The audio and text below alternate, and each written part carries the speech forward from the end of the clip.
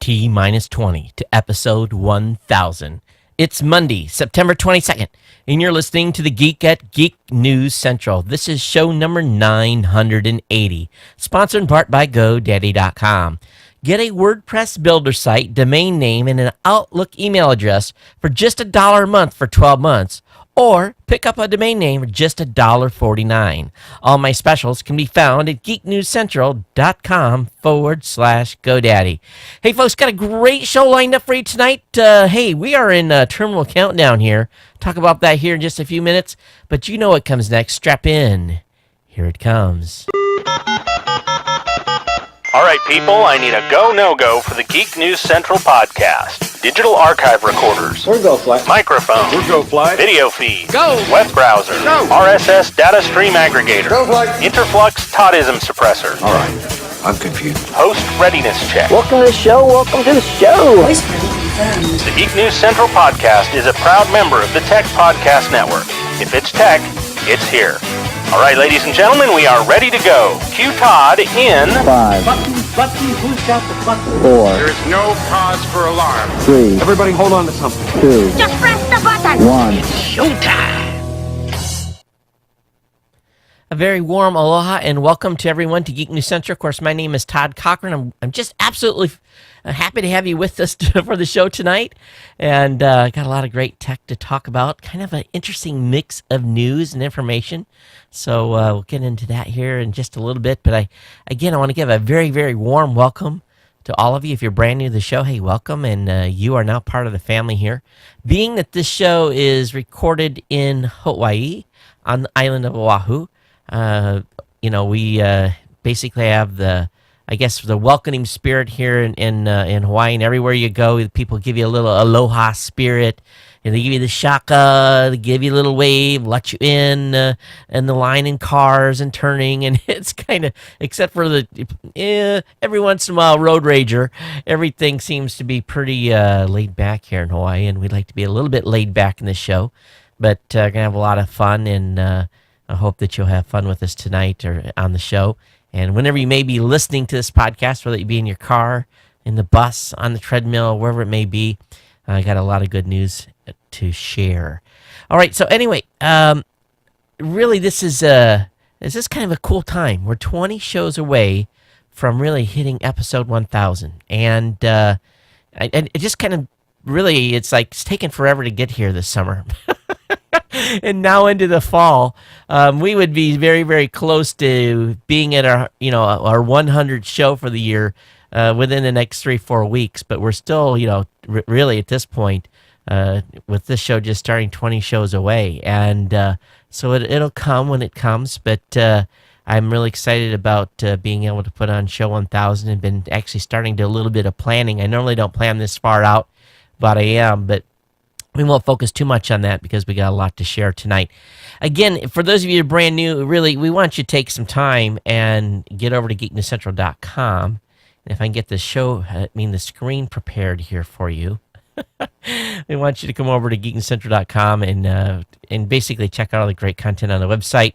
We want you to get subscribed to the show and, of course, support our sponsors as well. We'll talk about that here in a few minutes. There's a newsletter link on the website as well. And it's a piece of cake to stay connected here. If you're an iOS user, you just click on the iTunes link. If you're an Android user, you click on the RSS feed with a headset in the second column of the website. And if you have a podcatcher already loaded, it should be prompted to load that. If you don't, get out there and grab the Beyond Pod Android app. It's a great app to use to listen to podcasts, and then you'll be able to subscribe real easily to ours and many, many other shows. And then, of course, the newsletter, there's a link down a little bit further on the website that says important links. But the main thing here is we want you to be tuned in and dialed in so that when I produce this show every Monday and Thursday night and release it Tuesday and Friday morning, you'll have fresh tech content for your ears and or your eyeballs, depending on how you check out the show. Of course, you can watch this show real easily on the Roku, on the Boxy, Samsung Smart TV, Google TV. Even if you're subscribed with Apple TV, you can watch the video portion on the Apple TV as well. And I've been just playing around this weekend, and I actually learned, I was, well, to be honest with you, kind of cleaning up. You can't see it, but behind me is a little less weight. And I was going through some boxes, and I dug down into one of the boxes, and I was like, here's an Apple TV. And it was an older version. I think it was a Apple TV 2 or something like that. And I don't have an Apple TV in the bedroom. So I took it in the bedroom, and of course, it immediately wanted to do an update. And I said, okay, yeah, go ahead, do an update. And it says, don't unplug this while you're using it. And I didn't unplug it, but it bricked itself. And I've never seen an Apple TV brick itself. And I'm thinking, that's done. I'm finished. And I came back into the studio here and Googled, basically the Apple TV's asking me to hook it up to iTunes, what to do. And I had never noticed in all the years using an Apple TV that it had a mini, basically a mini jack, a mini USB jack in the back of it. And I didn't even have to plug it in. I just hooked up the USB to the computer and the mini jack to it and loaded iTunes. And like 10 minutes later, this thing's completely updated, reloaded, no longer bricked, and worked like magic. I was just like, if that had happened with I was doing my Roku or something, I don't know if it would have been that easy to update. But I never knew you could reload the operating system on an Apple TV, but it worked like a charm, and took it back to the bedroom, and it works great. But anyway, so we did a little bit of work around the studio here over the weekend, and plus, big change here. I'll save that for a second, but we really want you to be able to get hooked up with the show, and you can do that in multitudes of ways. And you can email me here, geeknews@gmail.com. You can follow me on Twitter @geeknews. Of course, all the places to watch or listen to the show. Just Google Geek News Central, and you'll find the show right from Google itself. So don't worry, there's plenty of ways to connect up, no matter how you found us in the first place. And, of course, this show is sponsored in part by our good friends over at GoDaddy.com. And they added a deal. It came in on a Friday, and I was kind of surprised. I didn't know this was coming. So what they've done, and the promo code's kind of interesting, GNC GOT. GNC GOT. And what they've done, and again, you can find all of my promo codes at geeknewscentral.com /GoDaddy. And what they did is, and I should have flipped this way, they put together a deal where you get a domain, website builder, and this is really good for businesses. You get a Microsoft Outlook email address, all for just $1 a month for 12 months. GNC GOT. So this is, here it is, everything you're really going to need. Website with all these business tools. You're going to have the ability to get an email address tied to the domain name that you're going to be using. And you get all this for $1 a month for $12 for a year.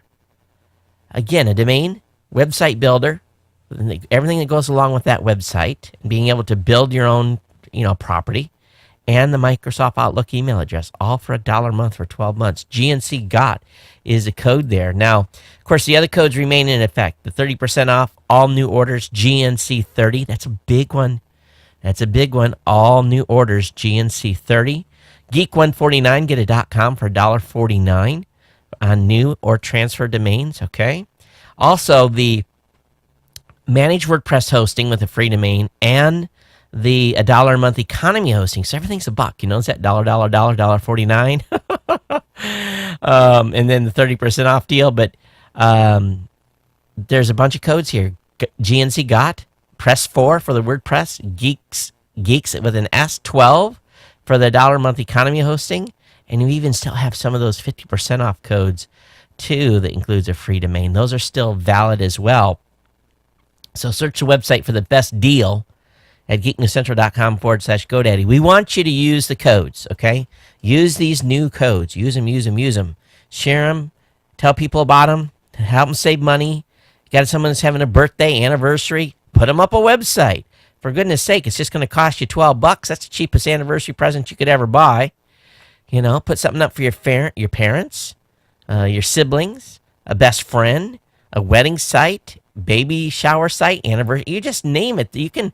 A lot of people now are when they're getting ready to get married, they'll buy like my last name obviously is Cochran, like Cochran Cochrane wedding something, and so they're buying a little longer domain, but they're buying up just a website that can show off all their bridal shower, their pictures for the the practice, the night before dinner, the actual wedding itself, then the reception afterwards, honeymoon pictures there. We put that. That's like a life event that they're putting up on a website, and that's just one website. So there's all kinds of cool things you can do, and it's not. We're not in a state now where you have to have all this expense to go through to launch a website. It's easy peasy. They've made it so that you get templates and everything else. So you really can have a domain and a site for every occasion. Now, if you're just going to make a every occasion website, you're not going to have to go out and find the perfect domain. It's like such and such family reunion 2014, or you be creative. And it's amazing what you're going to be able to come up with. And, I put a WordPress site up the other day, literally in just a couple of minutes. I picked a template and did a couple of quick things. Matter of fact, the live.geeknewscentral.com website, really that's as basic as it gets, folks. What that is a header, menu item on top. It's got the live graphics, should have brought that up, the live video embed, and a chat room. So easy to set up, and single page website. That's all that is. Total time to launch, setting up the template and getting it up, maybe tops 20 minutes, and so a piece of cake. So anyway, you guys check out GoDaddy, geeknewscentral.com/GoDaddy. Use all my promo codes. Again, share them, and you just think about every occasion that you can have. Definitely check out the disclosures when you're over on the website. Make sure you check out what it's going to cost you after that 12 months, so that you're not getting into something that you regret later. Just make sure you understand the entire offer, and look at the regular pricing it costs before the deal's being added on. All right. Okay, so that's where we're at here this evening. From a sponsorship standpoint, I want to thank GoDaddy again. All right, terminal count down to 1,000. Boy, it'd be real cool if we had this, this countdown audio, something really, really cool. But we're not the Casey Kasem show. Of course, God rest his soul, he's no longer with us. But it's no longer having this the top 40. We're down to number 5. If someone wants to create and help me out, that'd be cool. But for now, it's going to be just me, T minus 20, T minus 19. And so anyway, I'm looking forward to the 1,000th show, and get you guys just in the mood that we're fast approaching that. Some of you have been here since single or even double digits. And all of you guys have been here since single and double digits, man. You all deserve a medal. And what I want you to do is I want to start hearing from all of you, and this is very important towards the tribute we're going to do on Show 1000. The tribute's going to be largely to you. So I want to hear from all of you and tell me what episode you came in at, if you remember, or what year, approximate time, date, and so forth, and the memorable moments you thought about the show. You can send those to me on email, geeknews@gmail.com, and I'll save all those 1,000th show comments to Show 1000. I have a special folder for them, and we'll go through it. And really, Show 1000 about you guys. You guys have earned it, hanging out here for that many episodes. Also, what's going to happen beyond Show 1000? That's something I've been thinking about a lot. I don't think many things are going to change. I think we'll be right here doing 1001. But maybe it's time for a little change. I don't know. I don't think so. But who knows? What's going to bring over the next 1,000 shows? Also, I did state that FedEx delivered my new Dell computer on Friday. Actually, I picked it up Thursday night before the show. And then, I picked it up Friday. Yeah, I picked it up Friday. And got home and immediately went to work. I'd already done the pre-work and having everything ready to move. So by about, moving from a Windows machine to a Windows machine, it's not, Mac definitely makes it easier. And reinstalling stuff, you just go through and you kind of like click, and there's some migration tools you can use with Windows. But every time I've set up a new machine, there's certain things that I've had to put on. And luckily, I had multiple licenses of Norton, so I loaded Norton Antivirus and got the basic stuff loaded right away. But then you're like, man, that program hasn't been updated in 5 years. Let me go buy that update. And so you go through, and the next thing you know, like, whew, man, I'm $200-300 in because of the basic tools. And the biggest change, the biggest thing that actually, my thing that pissed me off the most, that I really wasn't happy with, I kind of made one of these midnight decisions. Well, let's go with Office 365. And in retrospect, I think that was a mistake. Now, I don't know if I didn't have any other choice, but I paid $99 for a year for that. Seems like we're doing a lot of that now, right? I had Office 2011 on the machine before I wasn't paying anything for annually. And I'm not super pleased with this new, I type something in Word, and it's like it's slow. It's like it's behind. And I'm like, what is this? And I don't know if it's because of the cloud stuff or what, but, the program's loaded on the machine, but it is not the same experience. It really, really isn't. And maybe after this 1 year, maybe it'll be, I'll be a Google Docs guy permanently at that point. It's just the Office has lost its appeal to me. And it's, I got a beautiful machine. It's a screamer. But when it comes to stuff like that, I want quick response. I want to be able to and not see like this delay of the text coming behind. It's almost weird to a certain extent. But anyway, I don't know if any of you experienced that at Office 365 or not, but I surely did. So long story short here, really it was about getting the machine ready for basically Saturday morning show.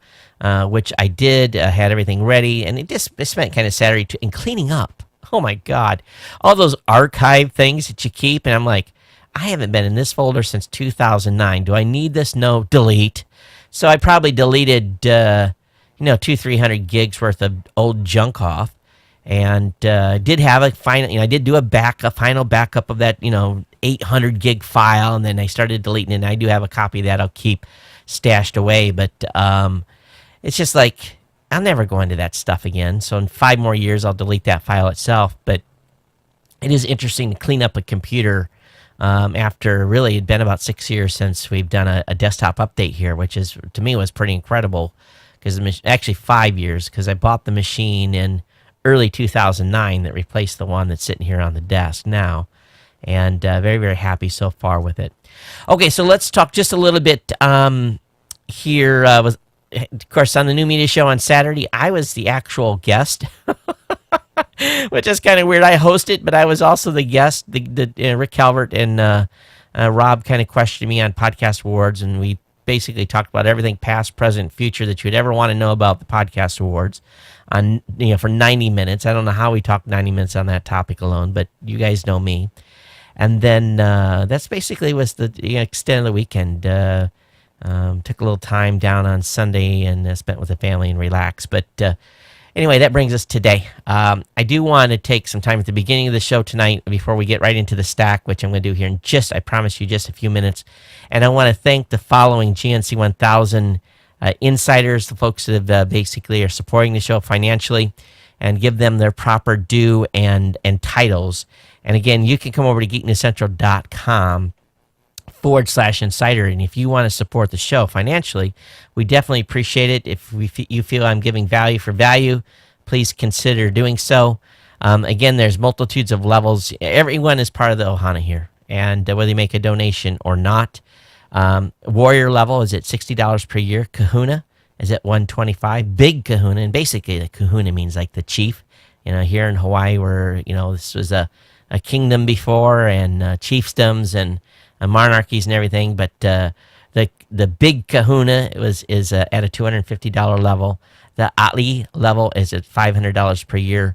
Warrior Council will be $1,000 per year or more, or actually $1,000, and we're going to have that as actually a lifetime. And King's Court is again $5,000 lifetime contribution to the show. So we're going to be inducting several folks into the Warriors Council on Show 1000.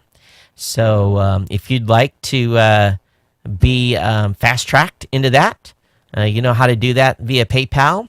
And we're definitely going to be awarding the folks that are a part of our Warrior Council a special gift for being such a big contributor of the show. And we've got several people that have contributed consistently over a past number of years and hit that level of $1,000 for a lifetime contribution to the show.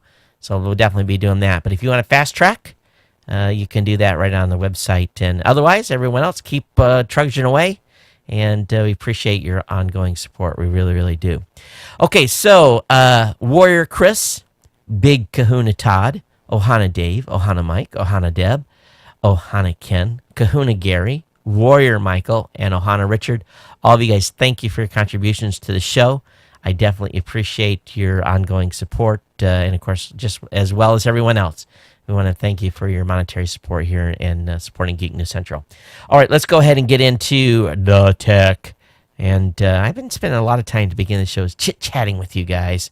Been feeling like that, you know. And part of it is, you know, part of the appeal that's, you know, if you're new to the show, part of the appeal that this audience has learned over the years is, you know, I try to share with you guys what's going on here with the family. My wife kind of cracked down on me just a little bit in the past on sharing too much. But, you know, I was talking with her about it the other day, and I'm like, you know, there's a little more we have to kind of share from time to time because, you know, you guys are part of the family here. But everyone's doing good. Of course, Ray is a senior this year, doing good in his classes, filling out scholarships, and he's thinking about becoming a doctor, so we'll see where that leads. My youngest is playing the cello and doing what he does, going to be getting ready to go into middle school next year. And then, of course, Anna is in her first year of college and learning that routine. She's doing okay so far, keeping up with her. Yeah, it's all those 100-level classes. So far, she's got a pretty skate schedule from a workload standpoint.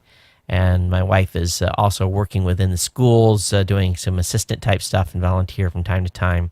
But other than that, that's kind of what's going on here on a day-to-day basis. So let's go ahead and move into the stack. You know, every time, you know, we see stuff on TV. And, you know, what's some of the stuff we've seen that we've laughed about? You know, the Terminator, right? And I'll be back. And you know, what did we see? We saw liquid metal before, right? That was you know, it was shape-shifting and could rebuild itself. Well, according to Gizmodo, foolish scientists have just created shape-shifting metal. And with movies, works of fiction, the plots are based on real-world ideas. So we know that the nightmarish future put forth in Terminator 2 may very well be fast approaching us here.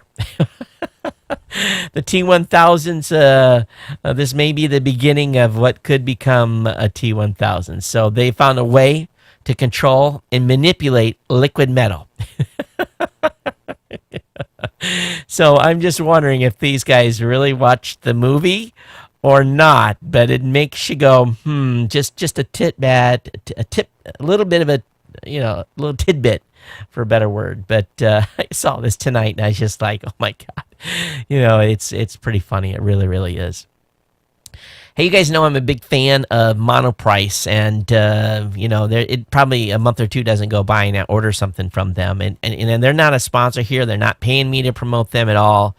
But if you guys are looking for a new pair of earbuds, and you want some easy, cheap gifts that are pretty cool, the Monoprice 8320 enhanced bass hi-fi noise isolating earphones.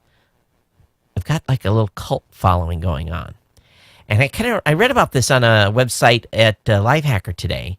And I'm talking about this particular pair of earbuds. I guess I've gotten, you know, pretty good reviews. So at $6, you can't go wrong with these. So, you know, my kids are always busting, losing earphones all the time. And so I picked up 5. I ordered 5 today, and I'll have them come in. And it's one of those things I'll stick in the drawer, and it's like, invariably in a month from now, Dad, do you have a set of earphones I can use? And I'll pull out and I'll be like, yes, give me $6. And that's how you solve that. And you have that. You have a little store in your own house. Any of you do that with your kids? So this is what I'm going to do with mine. Is when they come begging for earphones like they always do, I'm like, yeah, I've got a set here. Give me $6. And it should work out fine. But definitely check out the amount of price 8320 earbuds, $6. You can't beat them. And again, they don't pay me a penny to talk about this stuff, all right? So just to let you know. They should, as much of a fan as I am of their company.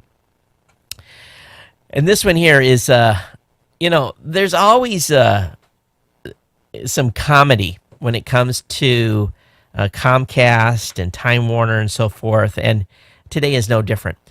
Before I say that, I want to tell you guys that the trade winds they predicted they were coming back today. We haven't hardly had any trade winds here in Hawaii for the last 2 weeks. And I know you feel sorry for me, but we had some incredible, like 90, 91. That's unheard of here. 90 or 91, yeah, but sometimes we'll have a nice, 15-mile-an-hour trade wind. But 90 or 91, high humidity, it's been miserable for 2 weeks. Yesterday, I was, basically a T-shirt, a very thin T-shirt, and a pair of shorts yesterday around the house, and I was like, it was not fun. It was just hot and sticky and yucky, but the trades are back. I'm feeling them come in the window. I'm like, yes, finally. But let's get back to the Comcast story. Comcast FCC, this is what they're saying. We already face enough competition, so let us buy Time Warner Cable. Oh, man. Comcast said it faces competition for municipal broadband networks, though the telecom ministers push state governments to pass these. We've got competition with muni broadband, yet Comcast and Time Warner have been the biggest groups putting money against muni broadband. So it's like they're talking out of both sides of their mouth. They really are, and it just cracks me up. Comcast also described a competitive threat from the phone companies, which are upgrading DSL to fiber and appear well positioned to offer highly competitive broadband speeds well into the future. We have one of the most advanced fiber networks in the world here in Hawaii, believe it or not. It shouldn't surprise you. We're an island. It should be easy to deploy, right? So, we've got fiber. Matter of fact, the closest fiber to my house is less than maybe 1,000 feet away. That's where the box is, where fiber comes in for my neighborhood. Now, we all know that getting that fiber to your door or in your wall is really the most expensive part of the deployment. But the cable company here, Hawaiian Telecom, they offer broadband, but the highest speed they offer is 12 megs down. Now, that's bundled. You have to buy the cable, the television, and basically you have to buy the television, the television, telephone, and internet. You have to buy all three. It's a bundle deal. You just can't buy the 12 meg down. So what I deal with here is I'm still on my secondary connection. I still use a DSL connection. And you guys know that DSL is not that great. So, I've got 100 megs down, 5 up on Time Warner Cable. I've got 3 megs down, if I'm lucky, maybe 1.5 meg up on the DSL connection as a backup. So, is there competition? No, there's not competition. Do you have competition in your town? If you do, you're lucky. You're lucky. Consider yourself lucky. Now, the FCC Commissioner Tom Wheeler is obviously not likely to buy Comcast arguments. In a speech on September 4th, he pointed out that 3/4 of the nation had at best one choice of broadband provider offering at least 25 megs of service. And at 4 megs and 10 megs, most Americans have a choice of just 2 providers. So I don't even have a 4 meg provider secondary here in Hawaii. So as much as Time Warner pisses me off from time to time, I think my opinion at this point is I hope they don't approve the deal. What will this mean? I don't know. But at this point, this is kind of where I'm sitting. I initially was really excited about it. You guys remember. And I was really thinking about the acquisition. I thought, this is going to be great. And the more I thought about it, the more I'm like, nope, I don't think so. So, anyway, long story short, that's just funny. We have competition. Man, they can lie out of both sides of their mouth. Okay, another thing. Hey, I know there's no one here that has ever been fooled by anything. I know one here has never considered it, but microwaves and cell phones do not mix. Now listen. There's a hoax going around, and someone that you know, or maybe through a third party you know, is going to do this.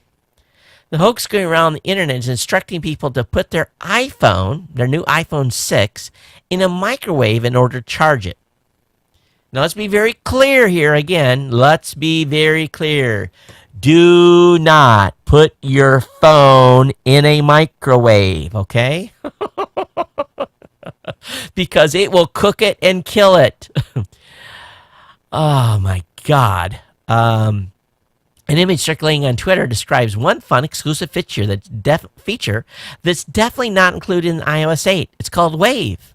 What is Wave? Well, Wave is our latest and greatest addition to iOS 8. Wave allows your device to be charged wirelessly through microwave frequencies. Wave can be used to quickly charge your device battery using any standard household microwave. No, it doesn't. And I think a few people have done this. We know this is a hoax, long-standing hoax. Some folks tried this prank and actually fell for this.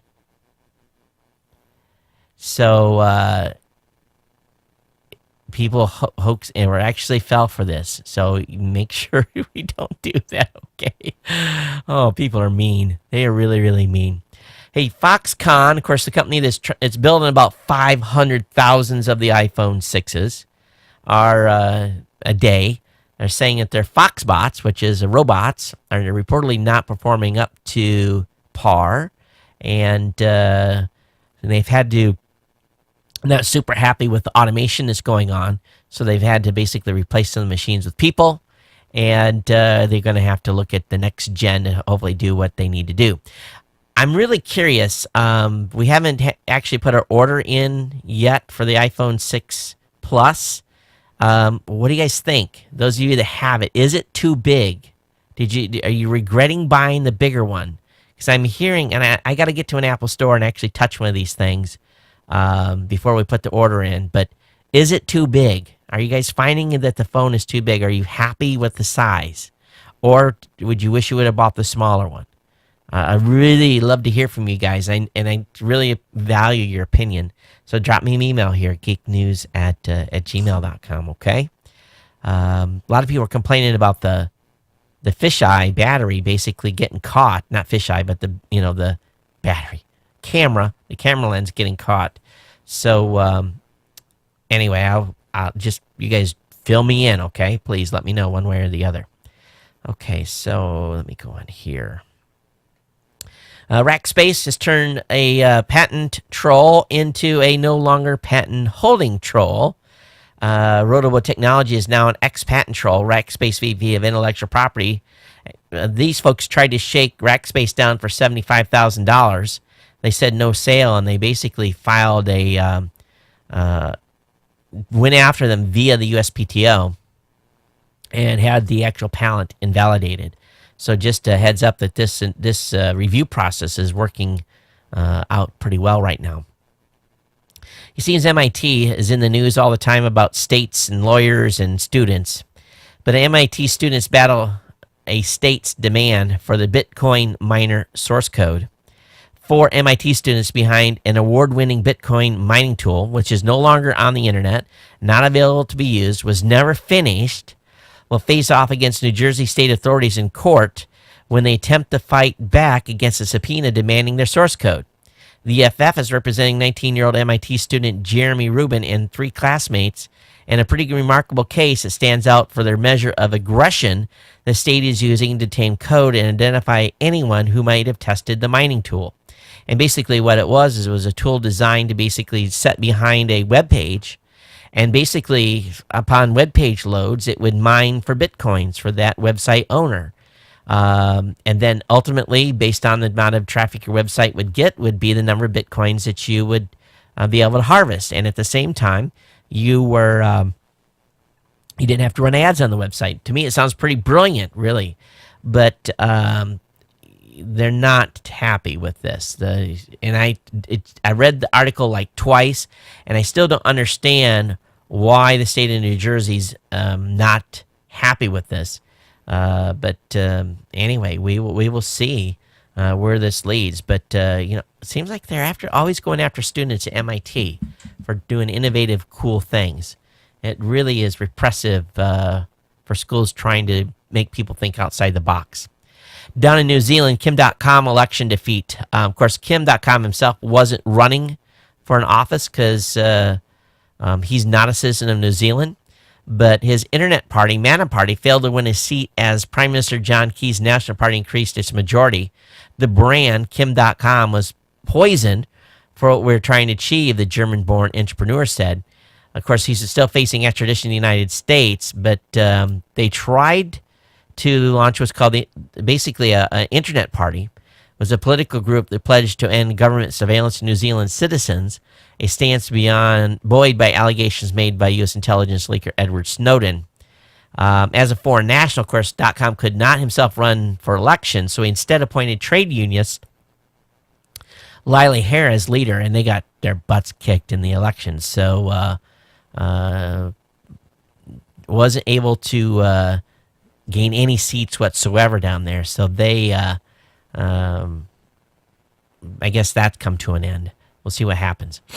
Also, there's a saga about a guy that bought an iPhone 6 Plus.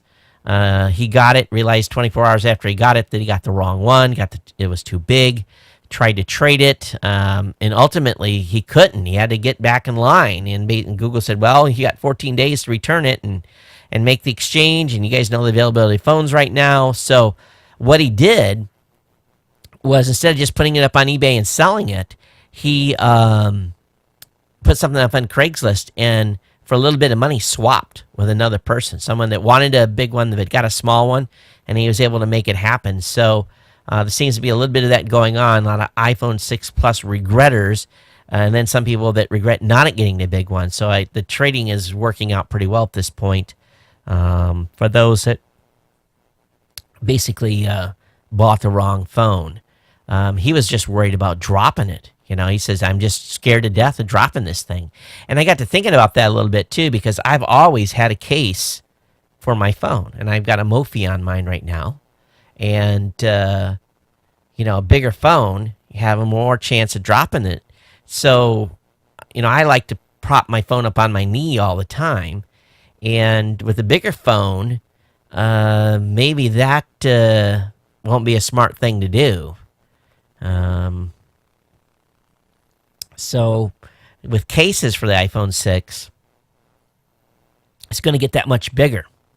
I'm just going to have to go look at the form factor, I guess. I need to do it myself. And I didn't do much this weekend, so it's my own fault. But love to hear guys' feedback. All right, Google has been approved to have 25 vehicles drive on all roads in California. So again, Google won 25 DMV permits for testing autonomous vehicles. Audi and Mercedes each received 2. That's kind of an interesting thing. Google got 25, and Audi and Mercedes each got 2. It makes you go just a little bit, doesn't it? So that's cool. They're going to be driving a lot more on a lot more roads. So on any public road in the state of California. So this is cool. Total 29 is going to be roaming the state. So nice to see what happens with this. Cannot wait. Cannot wait to have a car take me around town. Hey, the FTC, this is on the pharma side, and this is really important. Did you guys know that there was pay for delay? Not pay to pay, pay to play, pay for delay? Well, the FTC is going after pharma companies over pay for delay deals. For some time now, paid for delay scandal has been going on, whereby a big pharma company buys off manufacturers of generics so that the former can continue to enjoy monopoly pricing long after its patents have expired. So there's a lot of drugs out there where there still isn't a generic, and it's largely because of this pay for delay. And they're able to charge a much, much higher price when they're the only game in town, and they just basically pay the folks who are making the generic, you just write them a check every year. And pretty cool business for the generics, right? I don't have to do nothing. I just get a check. But one of the ones they're being sued over is androgel. It's a testosterone replacement therapy. It's $1 billion seller that its patent is expired. And there should be generics out there, but there's not. So the FTC is finally after this problem, and it's regrettable they had to wait this long for a ruling here. And basically, the Supreme Court has ruled it allows them the legal basis for pursuing pharma companies. So the Supreme Court says you can do it. You're authorized to do so. So this is big, a big ruling here. So they're going to go after them in a big way now. This next one, I got my head scratching a little bit, and I'm going to have to do some more exploration of YouTube. But apparently a survey was done, and this makes me go, huh? Because I just don't get this one, but a survey was done, about 3,500 people, and they basically said YouTube is the most popular source for online TV. And I'm like, huh? Oh, come on, don't give me an ad. I don't need a Verizon phone. I already have one. So, and for those of you listening, I was waiting for the screen to clear so I could show the viewing audience. But, it's a 2,400 person survey.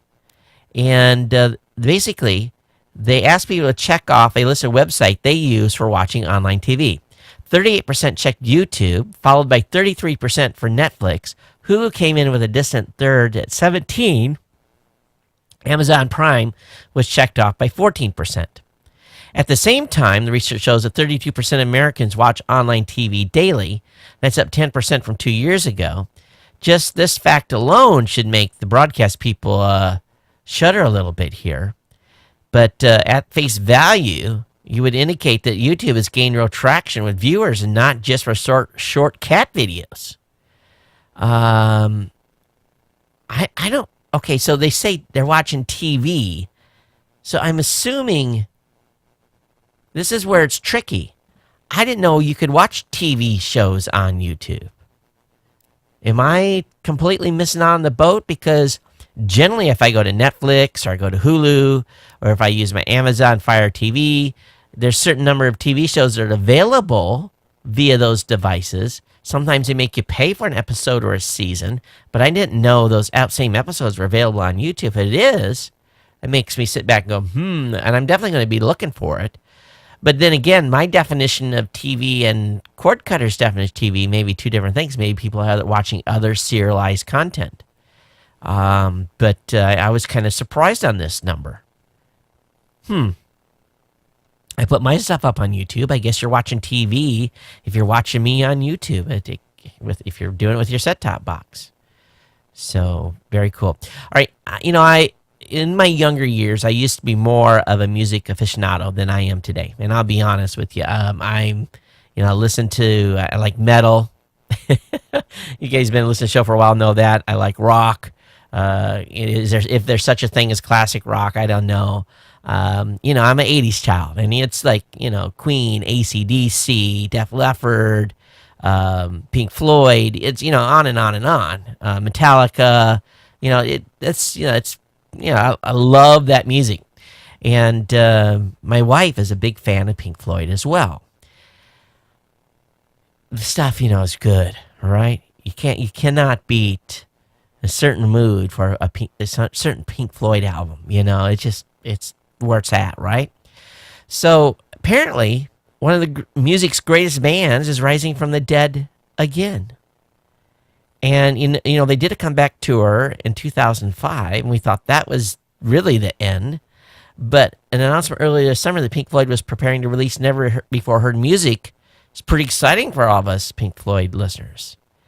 But apparently they've got some tracks where they were doing some instrumental stuff.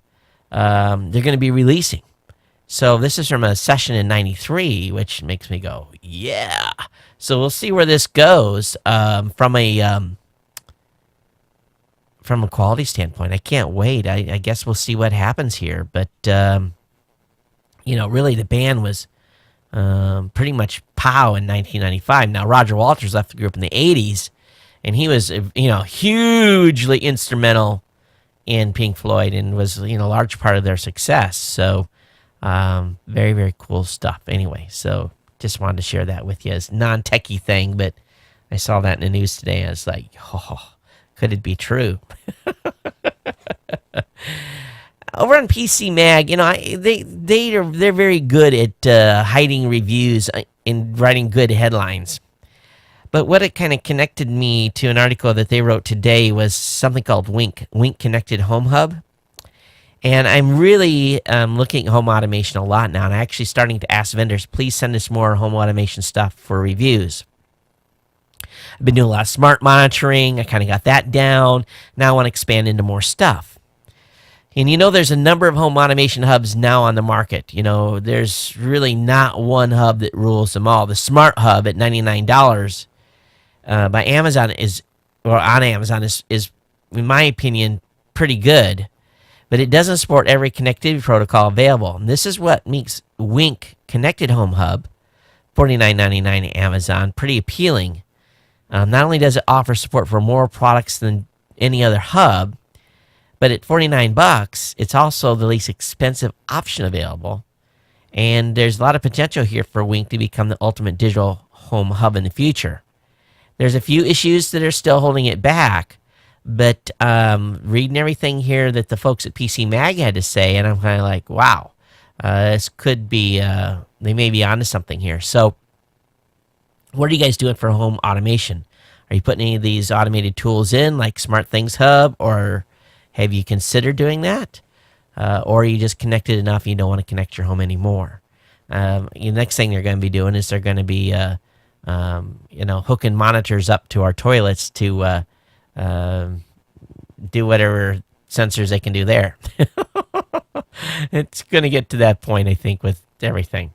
But it's kind of cool. Home automation, just like the Jetsons. That you come home and stuff starts happening. All right, the UPS store. How many of you don't even know that reference? If some of you maybe don't even know what I'm talking about, the Jetsons, that's definitely showing my age when I talk about that. All right, UPS announced plans Monday to bring in-store 3D printing to nearly 100 stores across the country, billing itself as the first national retailer to do so. So this is pretty cool. They're going to be like an iPhone case would be about $60. If you were wanting to print something bigger, it could go as high as like $300. So it takes about 4 or 5 hours to print a simple object, with more complex items taking a day or more. And I wonder how that's going to work out when 10 people come in and say they want something printed and they've only got one machine. But this will be something available in the UPS store if you don't have your own device. Google's best iOS app just got even better with a big update. And, I love the Google apps on iOS. They're very, very strong. Google does a good job. So make sure you update your apps. Be aware of that. Definitely graphics improvements, so forth, available. Let's see here. I think I got him out of sequence. That's okay. We'll cover the rest of the Apple stuff here in a few minutes. How many of you weight loss? And by the way, I'm about ready to start another 10-day round with Purium and see where we can get on this next go round of losing weight. Fell off a wagon just a little bit. Still at about 210, 209, 210 from a weight standpoint. But definitely past week or so have not been sticking to the food plan as good as I should. For those of you that wanted an update on where I am on my Purium update, mypurium.com /podcast. Use the promo code podcast for $50 off.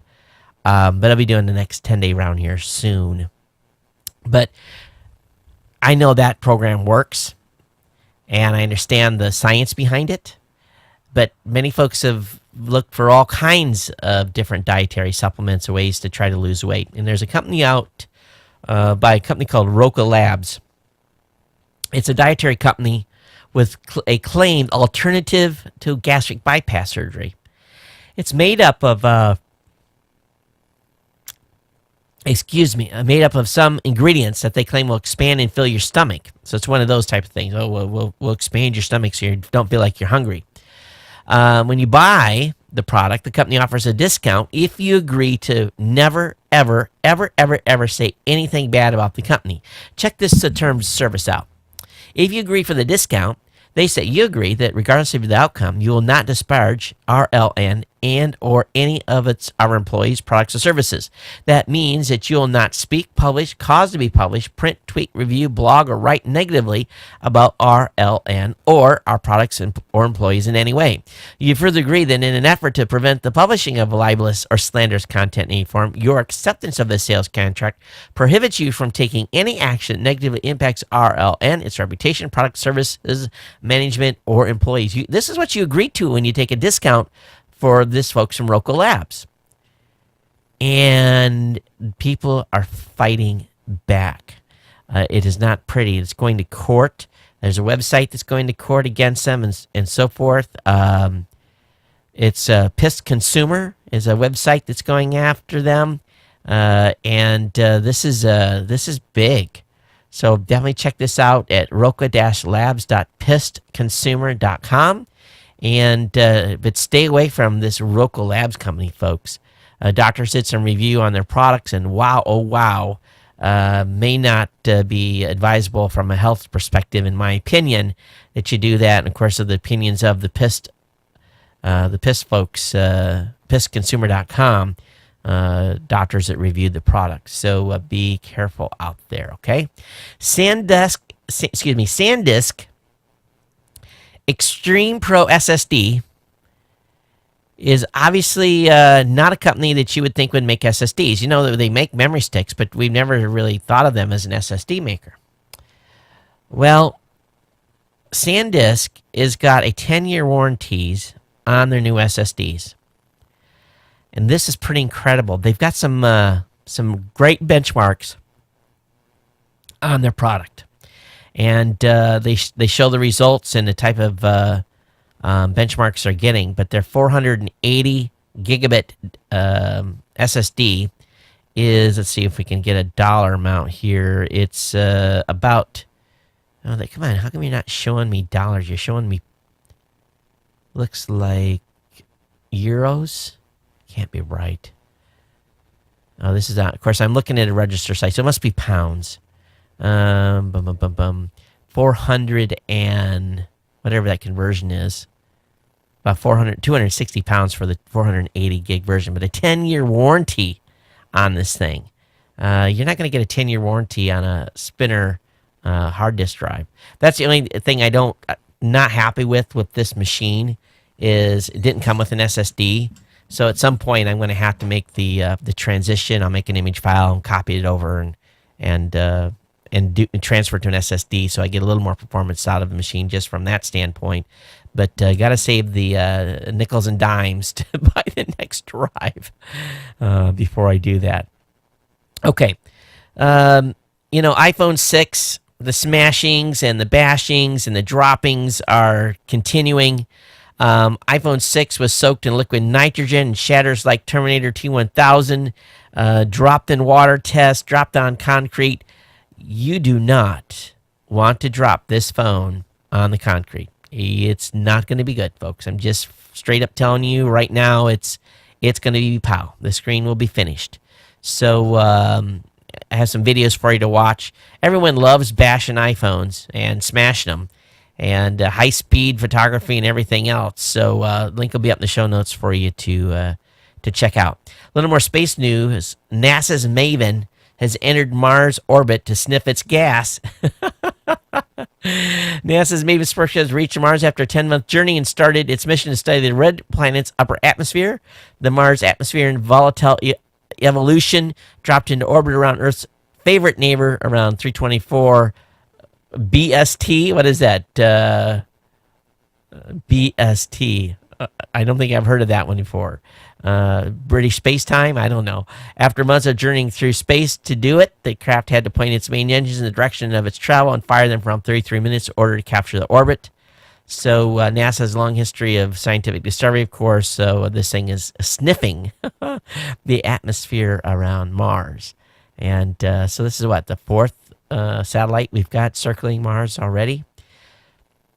All right, let's talk a little bit about iPhone and and what they saw in sales. Apple saw 10 million iPhones sold in 3 days. That's an incredible number. That sets a lot of records.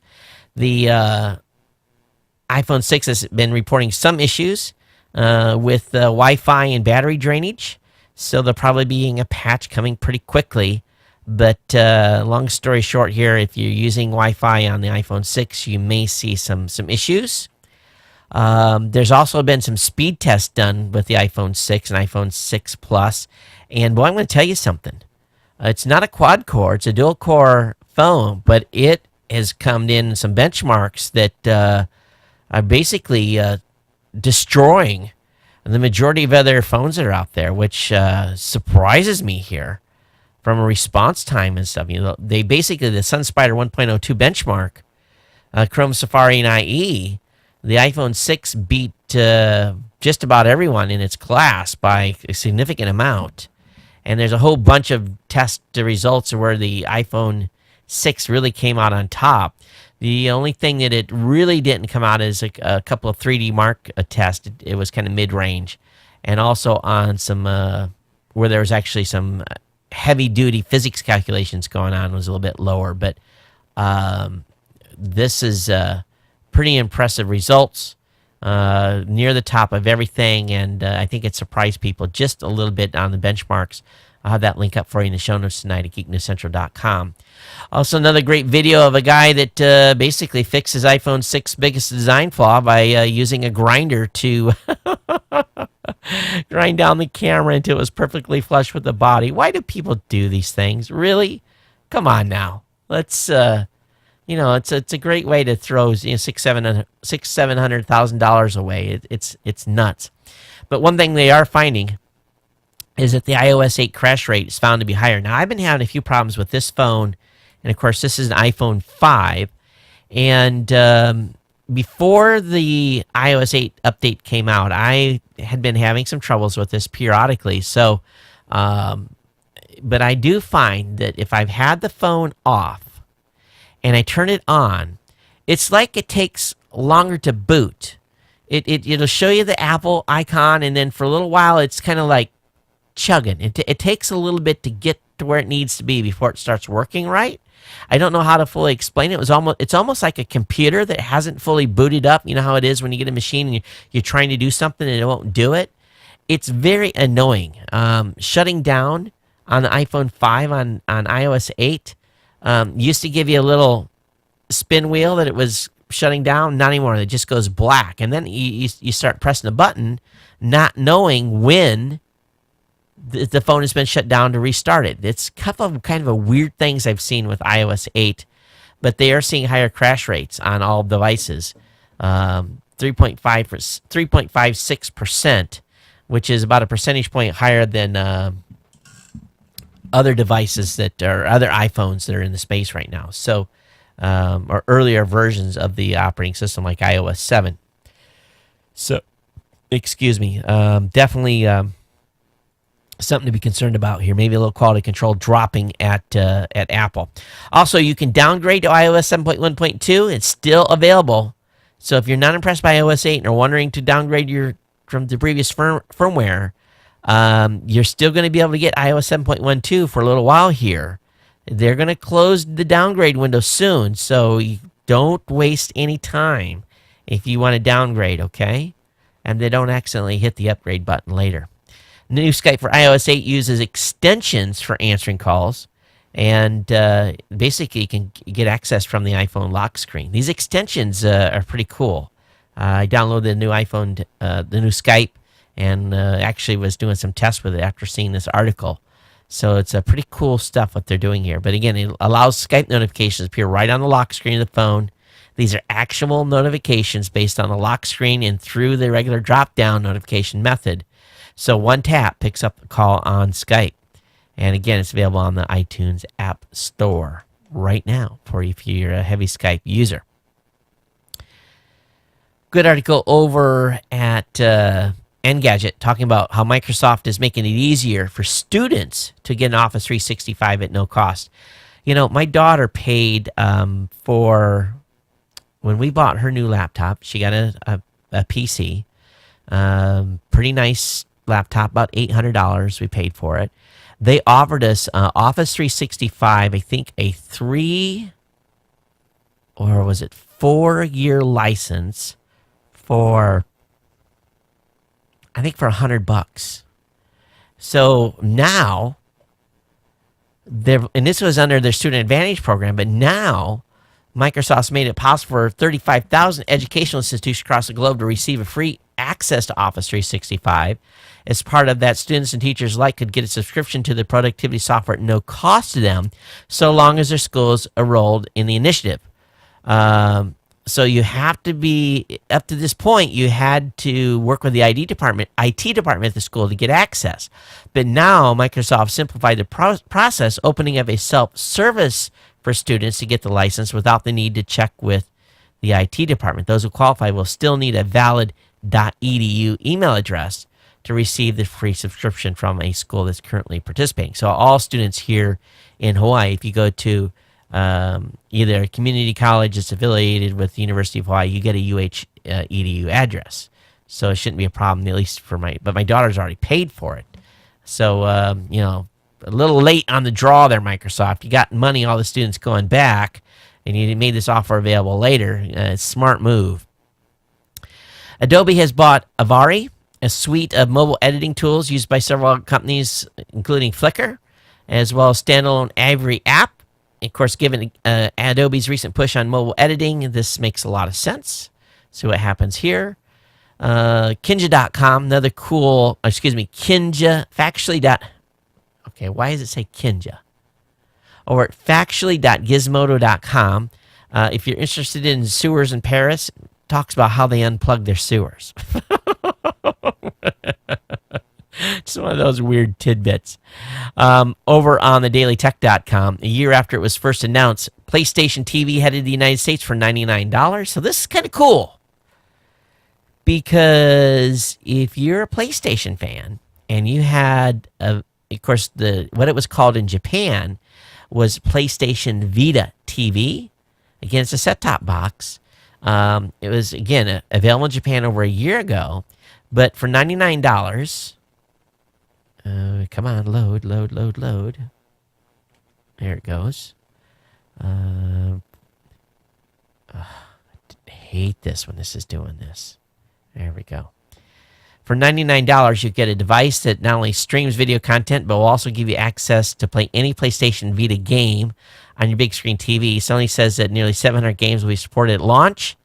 When the console launches for $139, you'll get the PlayStation TV, a DualShock 3 controller, 8 gigs of memory, USB cable, HDMI cable, and the Lego Movie game. Sony also indicates that a special warm-up bundle will include all the previously mentioned items, in addition to Sly Cooper, Thieves in Time, for the same $139 price tag. So, again, not only is Roku and Apple getting into the gaming space with these set-top boxes, so is Sony, and the PlayStation TV be available very, very soon here in the United States. How many of you are going to go out and run and get one? We'll probably do that here. Big fan of the Vita. Okay, what is 4K? Well, 4K is starting to, be promoted a lot more, even though there's not a lot of content. But something that was cool that was announced today was that the new USB reversible Type-C connector that we're starting to see being introduced is also going to be able to pipe 4K video, audio, and high-speed data, and 100 watts of power through the Type-C port. So this would make a USB port 100% capable of driving a monitor on a display port. So this is very, very, very cool. For what it's worth, HDMI, DVI, and VGA adapters could become obsolete in some instances. So getting a DisplayPort signal through the Type-C cable involves running the data along 2 of the or 4 USB 3.1 lanes up to 5.4 gigs. And if you're using a DisplayPort 1.28 compatible device, or up to 8.1 gigs with the latest specification at 1.3. So this is some cool stuff, and this is coming. So this is a DisplayPort continues to rack up. And you guys know what a DisplayPort is. You can get a monitor that doesn't have a power plug, but if it's DisplayPort capable, you just plug it in. As long as you have a DisplayPort capable device, it'll drive the video on that monitor without having to run a power cord to it. And pretty slick operation. I've seen a number of those monitors are not bad in resolution. They do a good job. So definitely something to consider if you're looking for a second monitor and your laptop or desktop will support it. A Japanese company is planning to have a workspace elevator by 2050. A working space elevator by 2050. NASA's been working hard for years to find necessary to do just that. But an Australian broadcast company reports that Obayashi says it's working to build a space elevator that can reach 96,000 kilometers, roughly 60,000 miles into space, capable of transporting people and cargo at a much lower cost than rockets traditionally launched from the Earth. The trip on Obayashi's space elevator is said to take a total of 7 days one way, with the destination being a space station that could be built specifically for this scenario.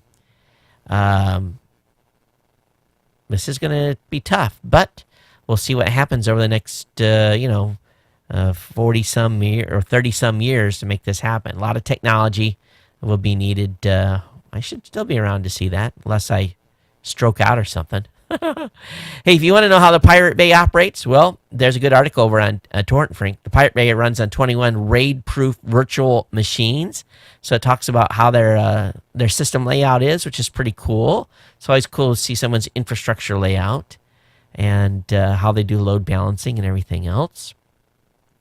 If you're a Lyft user or if you're a Lyft driver and got in on a plan to bought the premium SUV package that Lyft was promoting, some early drivers for Lyft Plus are basically on the street.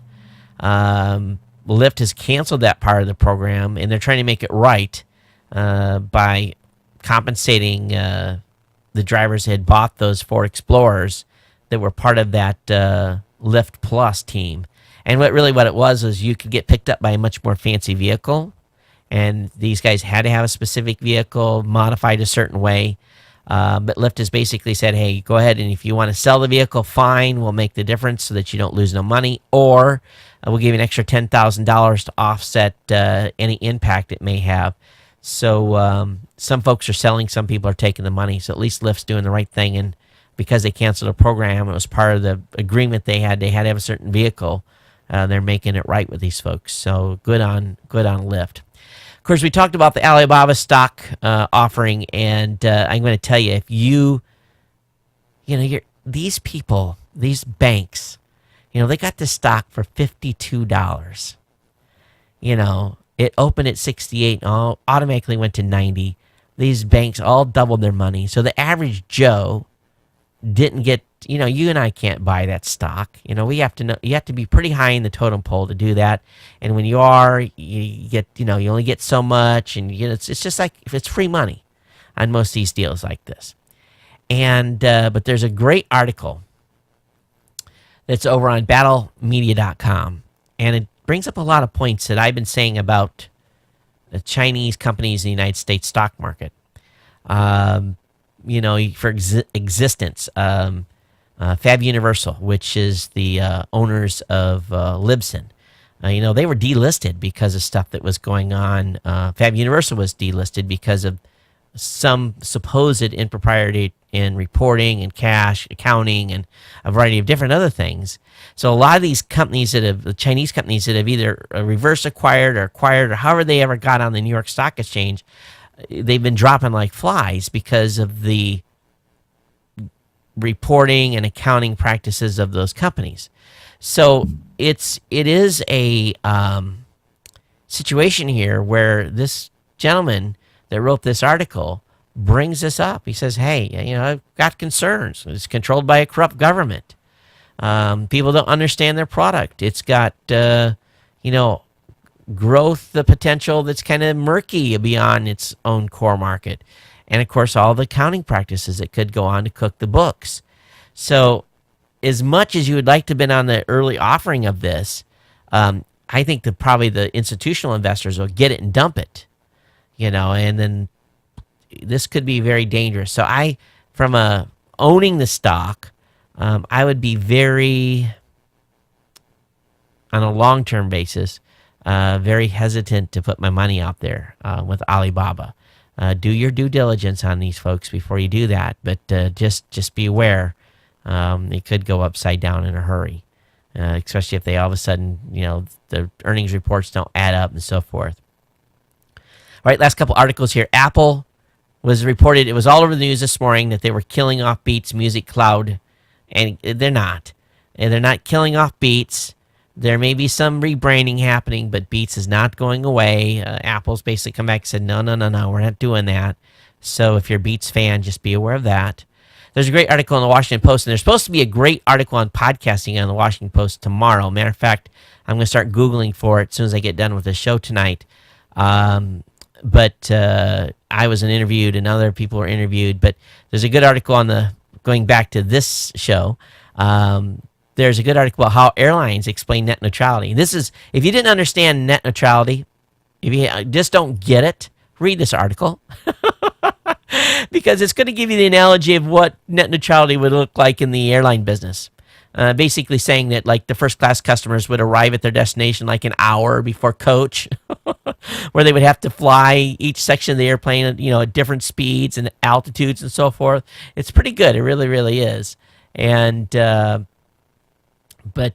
it's funny, and there's a lot of heavy hitters in this article too. Tim Berners, of course, Tim Berners-Lee is credited with inventing the World Wide Web, lashed out at the plan that's being, basically talked about, calling the concept a form of bribery. Again, trolls. So I'll have the link up in the show notes for you to check out. Also, new Gmail accounts no longer require Google Plus profiles. I wish I could have like one for all, because like we use Gmail as part of our corporate stuff at rawvoice.com. It's basically when I log into my webmail at rawvoice.com, it looks just like my Gmail account. But I have my Gmail account on my Geek News account. I don't want anyone following my Raw Voice profile because it gets confusing. Would have to be two. It'd be nice if I could link 1 to 2 email accounts. I think that would be better, but they don't allow me to do that. That's a big issue on a lot of different sites, especially when you have personal and business. And quite frankly, I'd follow 2 separate groups of people, personal and business, but I don't want to have to manage both. I just want to go one place at one time. There's really no way around that. I would wish they would give us the ability to link them. All right, have you ever heard about a dealership stealing a car that they just sold you? Well, if you're getting ready to buy a used car, I would advise you to read this article, especially if your credit is not quite where it needs to be. It's maybe not bad, but not super great. You'll definitely want to read this and know what to be prepared for with some of the stuff that's going on with some of the lot owners of used cars and some of the deals they're doing and how they may come a couple days after you buy the vehicle and basically take it back to the lot. So anyway, good article on that. All right, that brings us to the end of the regular content tonight. Let me go ahead and load the email up because I know a few things came in via email. Just as a reminder, and I don't think I've talked about this, at Podcast Movement Conference, Steve Lee announced National Podcast Day, which will become a yearly event to promote, educate, and raise awareness about podcasting. This year is the first year. Since it's the 10th anniversary of podcasting, National Podcast Day is slated for September 30th. And more information can be found at nationalpodcastday.com. And I would like all of you guys' assistance in promoting National Podcast Day. And I want all of you to you really help us kind of celebrate as we hit the 10th anniversary, really, of podcasting. Let's all engage and start the conversation about the National Podcast Day at nationalpodcastday.com. And good on Steve. Of course, Steve Lee was with us for CES 1 year. He does a number of shows. He's a proud member of the Tech Podcast Network, just like I am. He's got a number of shows. Waves of Tech, I believe, is one of them. So definitely check out Steve's site on the National Podcast Day this coming September 30th. Do want to thank Tim for his email, and let me see the post here. Let me bring it up. It talks about the High Line in New York. Todd, he says, it's a real interesting concept for a park in New York City. It's built on elevated rail line across part of New York City. Amazing way to reclaim space. So link will be up in the show notes on that. Got an email from Dino. He says, hey, Todd, here's an article on... Okay, so let me first of all read Dino's email. Dino goes, as far as Apple and customer privacy, do not forget that Apple was serious about consumer privacy before the iCloud celebrity leaks. Just days after the leaks, Apple did patch up a security vulnerability that was brought to their attention. Whether this vulnerability was or was not the culprit, their security was relatively weak by some standards to begin with. Only now they tightened up iCloud security. This is true. That being said, if you read through Tim Cook's open letter, it's pretty much what you expect from a CEO. Somewhat vague, no guarantees, and overall designed to put the consumer at ease. The fact is, Tim Cook is going to say whatever he needs to say to sell more of his product and gain customers' confidence. That's his job, I agree. At no point in my years of following tech have I ever witnessed Apple, or at least Tim Cook, flat out admit any fault or vulnerability with their product or services. If they do, you can expect a very vague PR-ish response that almost always protects Apple.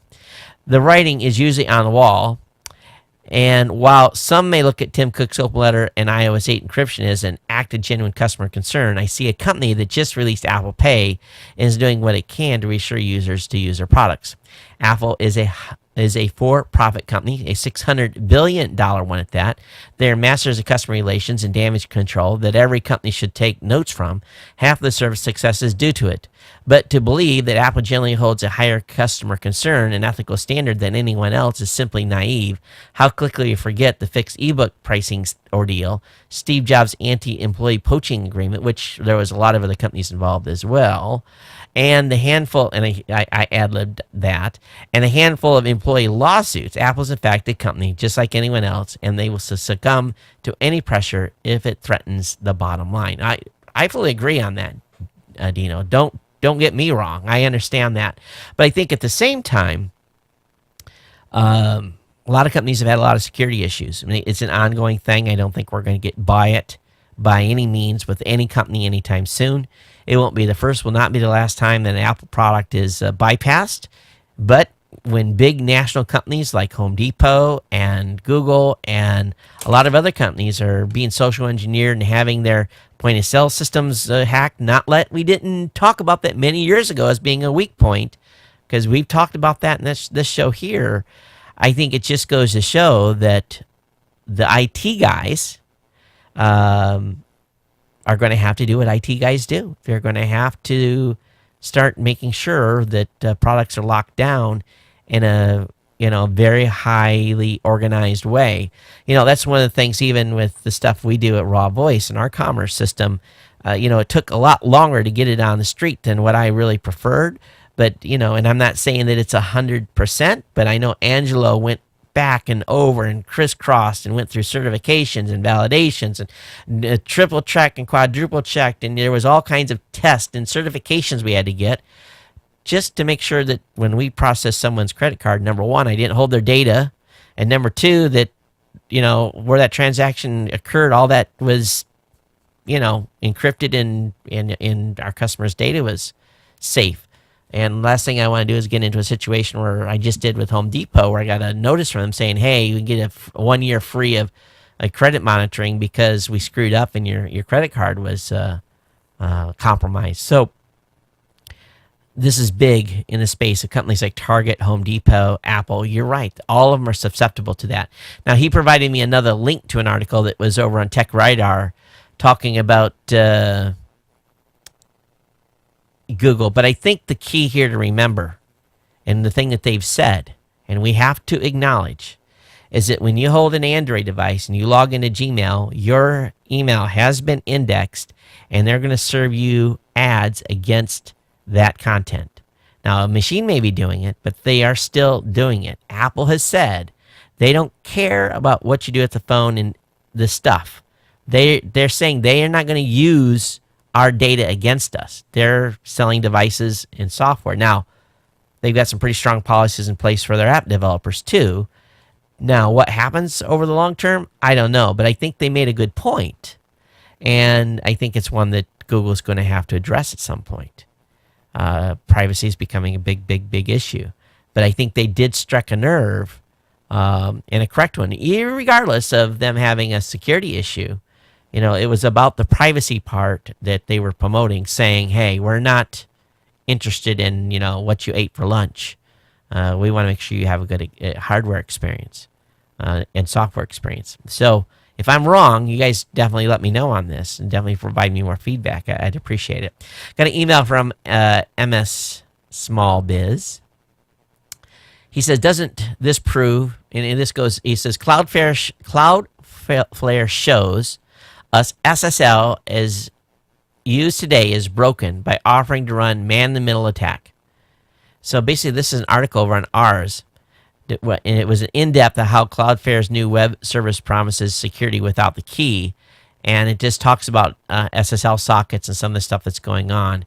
But he says, doesn't this prove SSL as used today is busted and wide open to any man-in-the-middle attack? Anyone, insert NSA, could do the same and probably is if you read the Snowden leaks. At the key exchange point, this is presented, Cloudflare clearly has access to the key exchange, meaning they can decrypt all data passing between the client and destination server on the fly.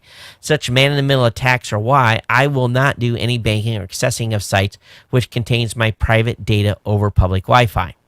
I have even gone so far as using SSL fingerprint comparison app on my phone to compare the stored SSL cert on the phone which I transferred to it via my own network to the one being used for the SSL sessions for connecting to my email to look for any differences.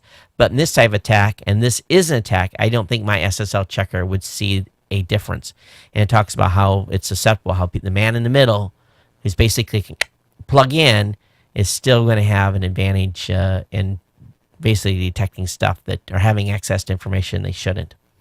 All right, that going to brings us to the end here. I'm long. Sorry. Love you guys. I hope you enjoyed the show. And I hope we brought some value to you tonight and some good information. Definitely send your comments via email, geeknews@gmail.com. You can also tweet me or send me, like Tim does, send me links on Facebook, Google+, really every place we hang out at. Those links are all in the second column of the website. You can get connected. And, of course, we want to hear from you. I definitely want to continue to grow my relationship with all of you in this audience. So definitely drop me a line from time to time and tell me what you're up to. And make sure that if you haven't emailed before, that you do a little bit of an introduction, give me a 411 background on you. I definitely appreciate it when you do that. And again, think about becoming an insider, and we hope that you'll support our sponsors here at Geek News Central. As always, it's been my pleasure to bring you the show tonight. I hope you enjoyed it. We'll see you back here on Thursday for a Friday morning release. And until then, everyone take care. Thank you so much. We'll see you next time. Aloha.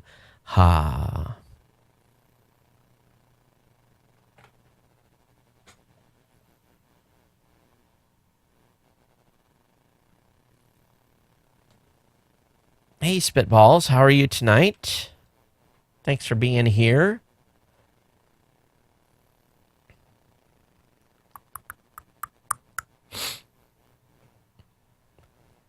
Just about ran out of gas there at the end of the show. And I know we're still up on YouTube, so you guys on YouTube are getting a little bonus material tonight.